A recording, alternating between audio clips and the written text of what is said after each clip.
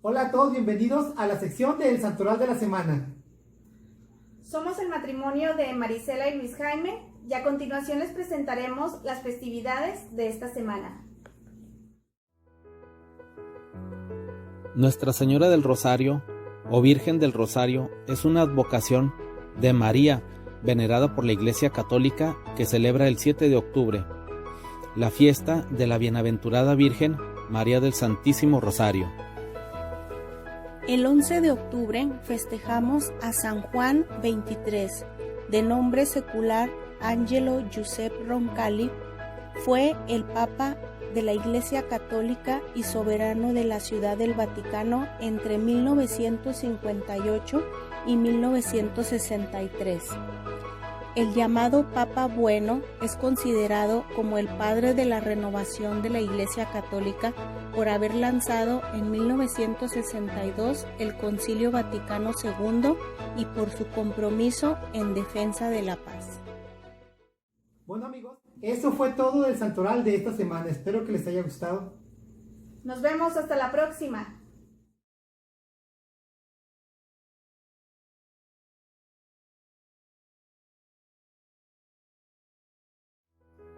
Hola, buenas noches.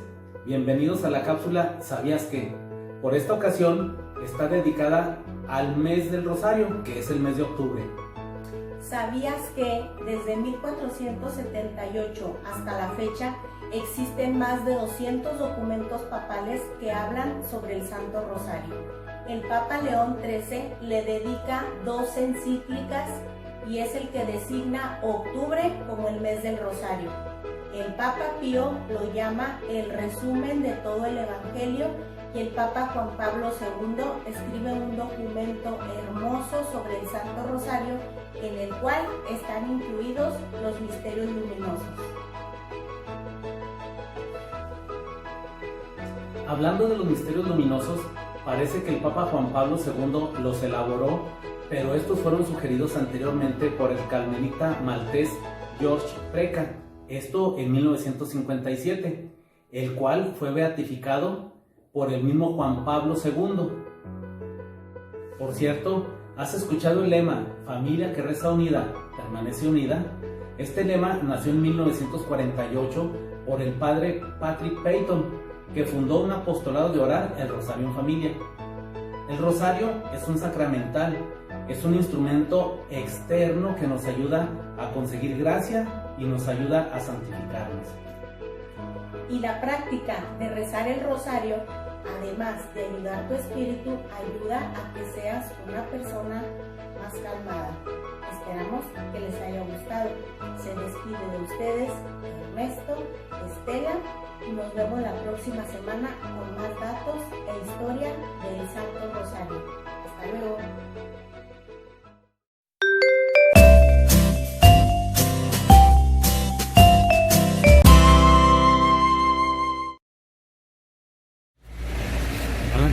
En el nombre del Padre, del Hijo, del Espíritu Santo. Amén. El amor de Dios, del Padre, la gracia del Espíritu Santo esté con todos ustedes. Y con tu espíritu. Señor y Dios nuestro, al reunirnos gozosos para bendecir este negocio, la victoria. Queremos unir nuestra alegría y a la acción de gracias por todos los beneficios que nos concede.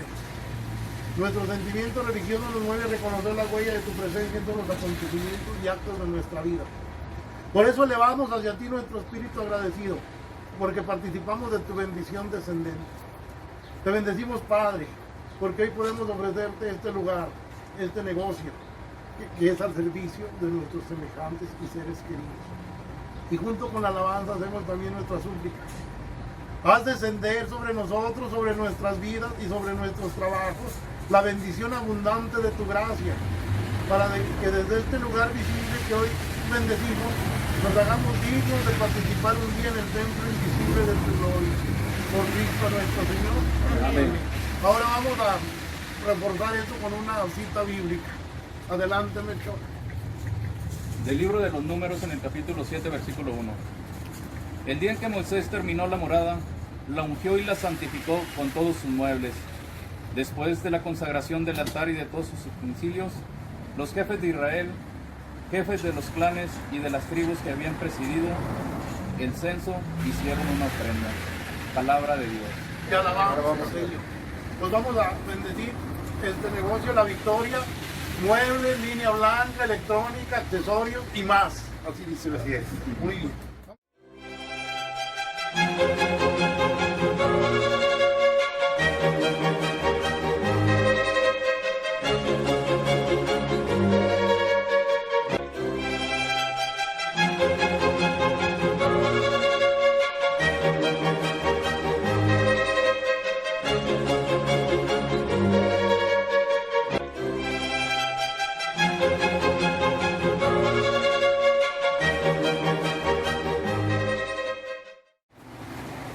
La bendición de Dios Todopoderoso, Padre, Hijo y Espíritu Santo les acompañe hoy y siempre.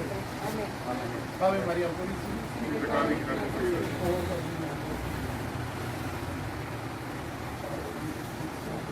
Bravo, no, bravo, bravo. Escuchando los kilos, ¿no? Claro que sí, claro, muchas gracias, María.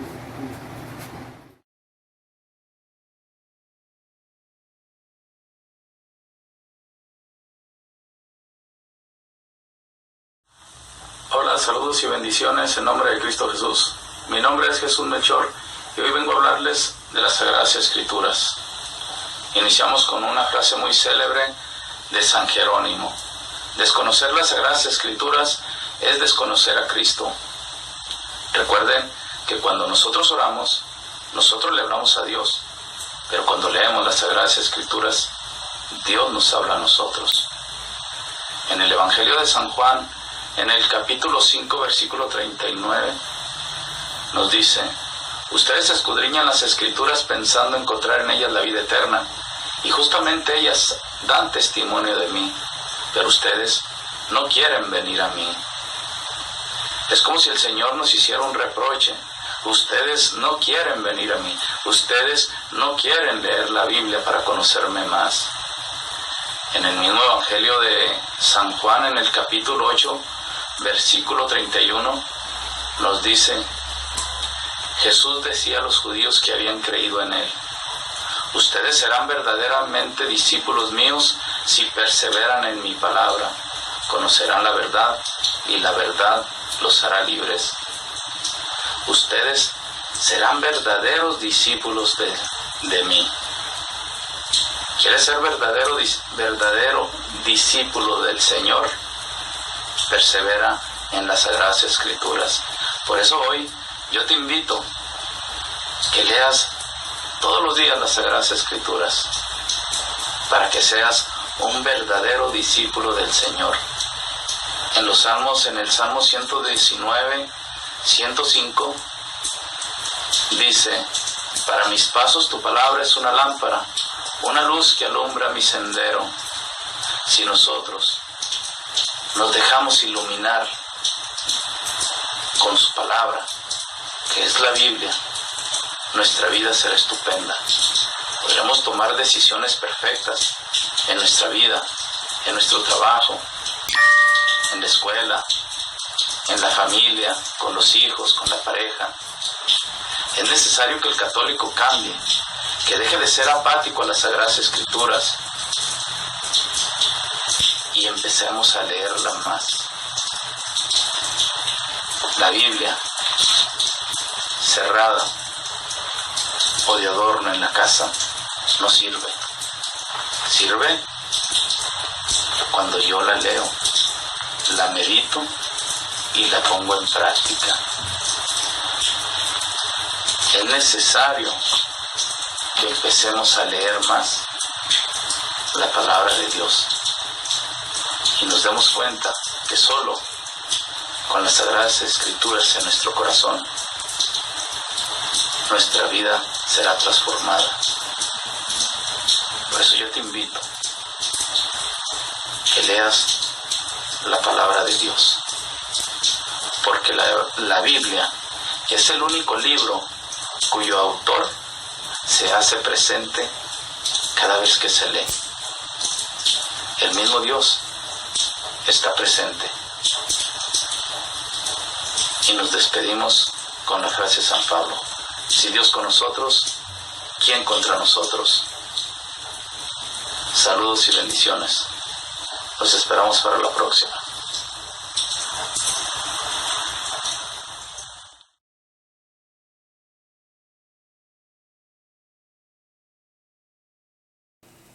En la anécdota de hoy les platicaré sobre un señor ancianito que yo veía en nuestra parroquia todos los días en la Santa Misa.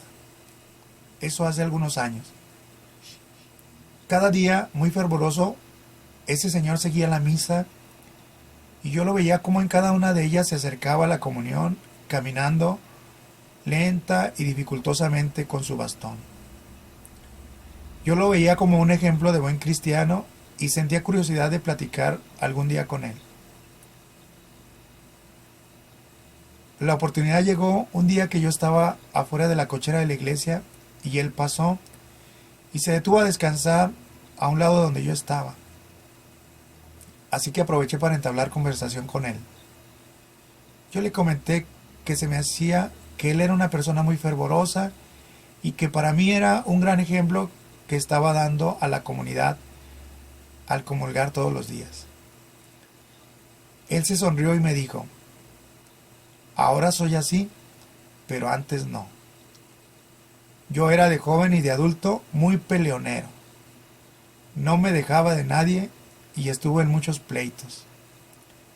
Luego se levantó la camisa y me fue mostrando cicatrices en su espalda, en su estómago y en su pecho, de cuchilladas y de golpes que había recibido.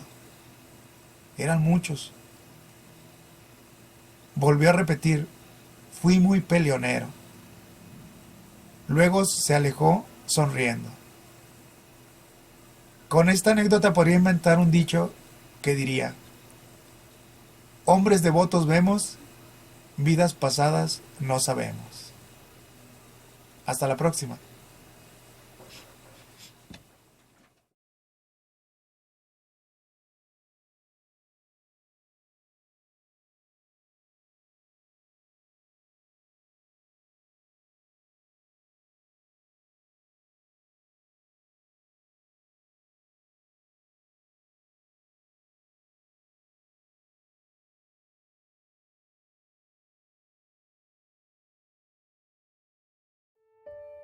Tema: la Asunción de la Virgen María.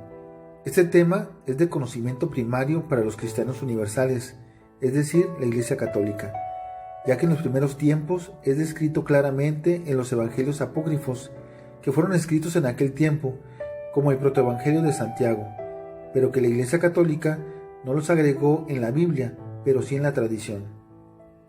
Aunque el dogma de la Asunción de María fue realizado por la Santa Iglesia hasta el año 1950 por el Papa Pío XII, en realidad es una enseñanza que viene desde el principio de la Iglesia, y este dogma se hace formal con la autoridad de la Iglesia, la misma Iglesia que dio a conocer al mundo la Biblia, como palabra de Dios, y que hoy en día todo el mundo lo cree así.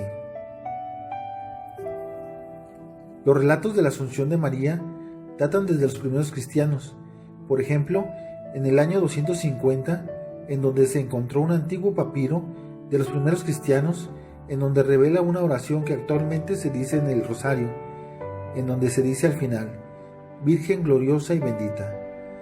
Esto debido a que sabían por la tradición que la Virgen María ya se encontraba en la gloria de Dios. En el siglo IV se habla mucho sobre María como la Madre de Dios y asunta al cielo, y se pedía su intercesión por los primeros cristianos, ya que era la Madre de Dios, la llena de gracia. En el año 383 se construyó el primer templo dedicado a la Virgen María, actualmente llamado de la Dormición, que está sobre el monte Sión en Jerusalén. Además, algunos datos interesantes son que en la enciclopedia Wikipedia no muestra la fecha de la muerte de la Virgen María, así como en la mayoría de las enciclopedias.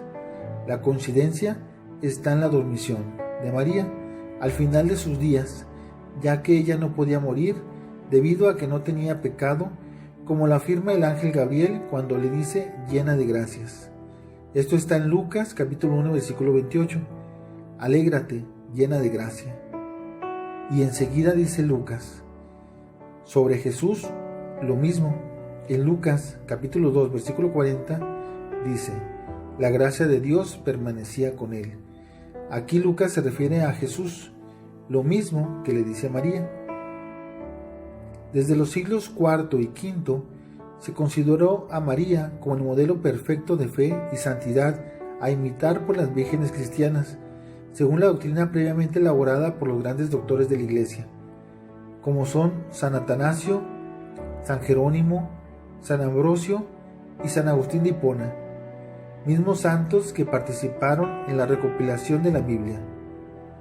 Posteriormente, en el año 431, el Concilio Católico de Éfeso reconoció a la Virgen María como Madre de Dios, confirmando así la creencia de muchos fieles que ya desde mucho antes intercedían ante ella. Las grandes religiones que creen en la Asunción de María desde su fundación son la Iglesia Católica, la Iglesia Ortodoxa, la Iglesia Ortodoxa Oriental, la Iglesia Protestante Anglicana, así como los primeros protestantes Martín Lutero y Juan Calvino. Ahora vamos a ver el sustento de la Asunción de María en la Biblia. Vamos a ir a Apocalipsis capítulo 12, versículo 1. Gloria a Dios. Apareció en el cielo una señal grandiosa, una mujer vestida de sol, con la luna bajo sus pies y una corona de 12 estrellas sobre su cabeza. Palabra de Dios, te alabamos, Señor.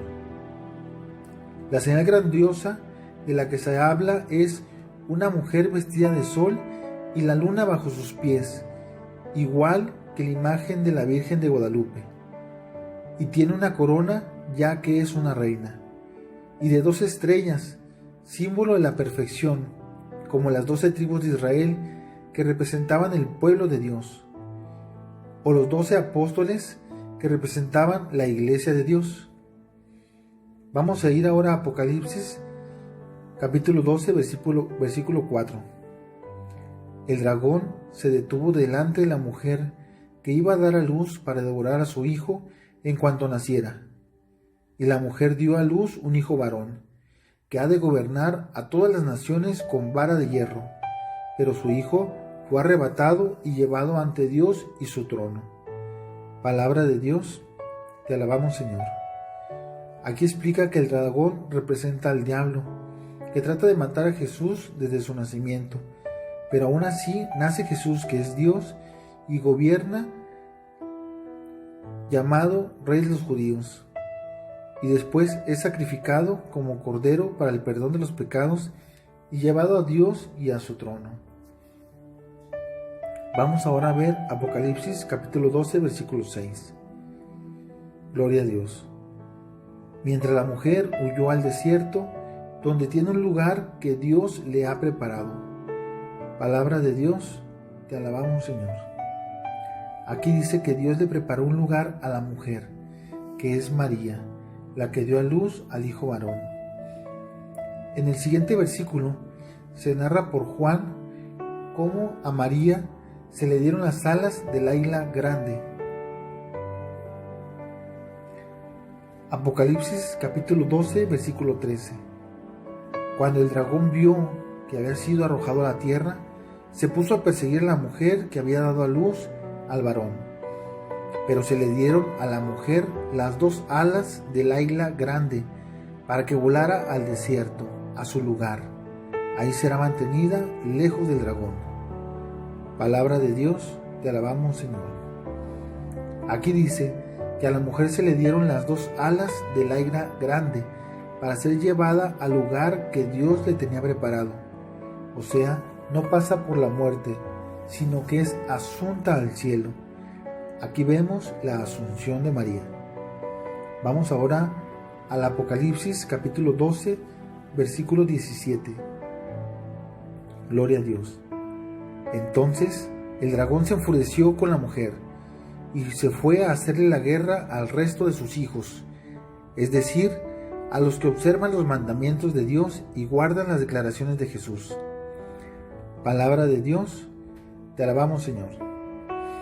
Aquí explica cómo el diablo no le pudo hacer nada a la mujer, o sea, a María, ya que ella es llevada por Dios al lugar que le había preparado con las alas del águila grande. El diablo ahora dice que le hace la guerra al resto de sus hijos, que hemos llamado a María nuestra madre, por orden de Jesús, como lo explica en la Biblia a sus discípulos. Vamos a ver Juan capítulo 19, versículo 27. Gloria a Dios. Después dijo al discípulo: ahí tienes a tu madre. Y desde aquel momento el discípulo se la llevó a su casa. Palabra de Dios, te alabamos, Señor. Entonces, los hijos somos los que cumplimos sus mandamientos como cristianos universales, es decir, católicos, que somos los que tenemos como madre a María. Los católicos sabemos diferenciar entre ascensión, que se refiere a ascender o subir, es la que tuvo Jesús, que fue llevado al cielo, y asunción, que se refiere a asumir o a tomar, que es lo que llevamos a María, que es llevada al cielo en cuerpo y alma. Según la tradición y teología de la Iglesia Católica, la Asunción es la celebración de cuando el cuerpo y alma de la Virgen María fueron glorificados y llevados al cielo al término de su vida terrena. ¿Por qué decir que María fue llevada al cielo? Vamos al Génesis, cuando Dios le dice a Adán y a Eva que no coman del fruto prohibido porque morirán, ya que no podían morir porque no tenían pecado. Génesis capítulo 3, versículo 3. Gloria a Dios. Pero no de ese árbol que está en medio del jardín, pues Dios nos ha dicho: no coman de él ni lo prueben siquiera, porque si lo hacen, morirán. Palabra de Dios, te alabamos, Señor. La desobediencia es el pecado, la desobediencia a Dios. Vamos ahora a ver Génesis capítulo 3, versículo 19. Con el sudor de su frente comerás tu pan hasta que vuelvas a la tierra, pues de ella fuiste sacado, porque eres polvo y al polvo volverás. Palabra de Dios, te alabamos, Señor. Aquí dice que la desobediencia a Dios es el pecado y tiene como consecuencia la muerte. Dios después tiene unos mandamientos y no hay que desobedecerlos porque entonces pecamos de muerte, o sea, morimos. Además, si fuera por veneración o proselitismo a la Virgen María, la Iglesia le hubiera hecho un templo más grande que el de San Pedro, al tener sus restos, pero no lo hizo debido a que sus restos jamás existieron, como sí los de todos los apóstoles, que sus restos están en los templos católicos más importantes de Roma, pero no el cuerpo de María, ya que su cuerpo fue glorificado y llevado al cielo por su Hijo Jesús. Ahora vamos a ver la narración en la que los católicos creemos desde el principio, antes de que se hiciera la Biblia, antes de haberse escrito el Apocalipsis. Según la tradición, después de que Jesús anuncia a todos los discípulos que María tendría que partir, fueron llegando y con lágrimas copiosas y de rodillas besaron esas manos santas que tantas veces los habían bendecido. Para cada uno de ellos tuvo la excelsa señora palabras de consuelo y de esperanza, y luego, como quien se duerme en el más plácido de sus sueños, fue ella cerrando santamente sus ojos, y su alma, 1000 veces bendita, partió a la eternidad.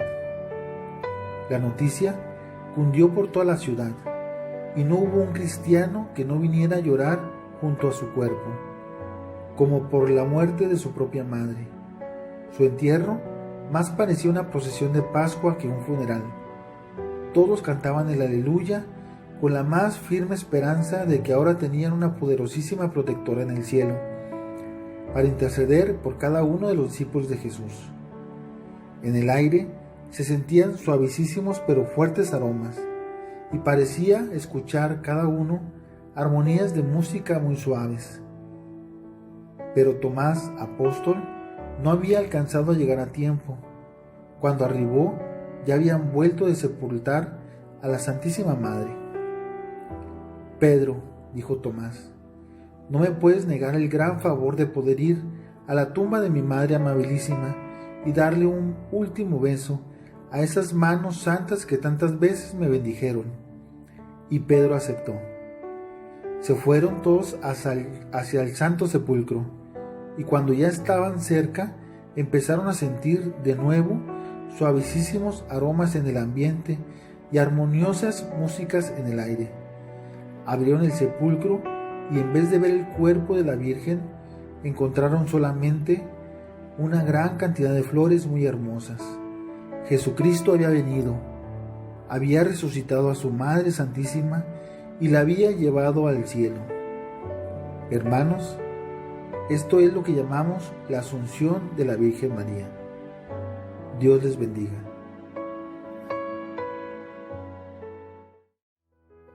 Un saludo para Muebles Nuevos y Seminuevos La Victoria, para el señor Javier Ibarra, propietario del lugar, para el señor Luis Francisco Ramos, para Ángel Ramírez Islas y José Granados. Este negocio está ubicado en Victoria 575 Norte, esquina con Constitución.